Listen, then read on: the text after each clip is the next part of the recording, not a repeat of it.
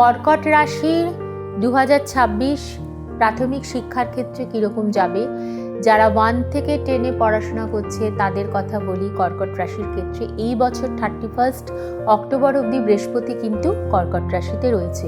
সুতরাং বৃহস্পতি যেহেতু বিদ্যার অধিপতি, সুতরাং জ্ঞান, নলেজ এবং শিক্ষা এবং বুদ্ধি, বিদ্যা সব কিছু দানের মেইন কারক গ্রহ হচ্ছেন কিন্তু বৃহস্পতি।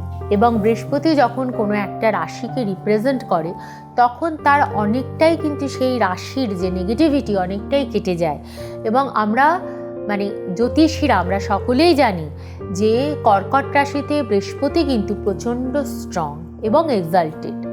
সুতরাং কর্কট রাশির জাতক জাতিকাদের এই বছর যারা প্রাথমিক শিক্ষা তোমরা নিচ্ছ তাদের ক্ষেত্রে তোমরা যদি একটু মন দিয়ে পড়াশোনা করো তাহলে কিন্তু ভালো রেজাল্ট আসবে। ওকে, যদিও কনসেন্ট্রেশন ওরিয়েন্টেড সমস্যা হওয়ার চান্স রয়েছে, সেটা মার্চ থেকে জুলাইয়ের মধ্যে, ওই সময়টা একটু যদি সতর্কতা অবলম্বন করা যায় তাহলে আশা করি তোমাদের পরীক্ষায় খুব একটা কিন্তু খারাপ রেজাল্ট আসবে না।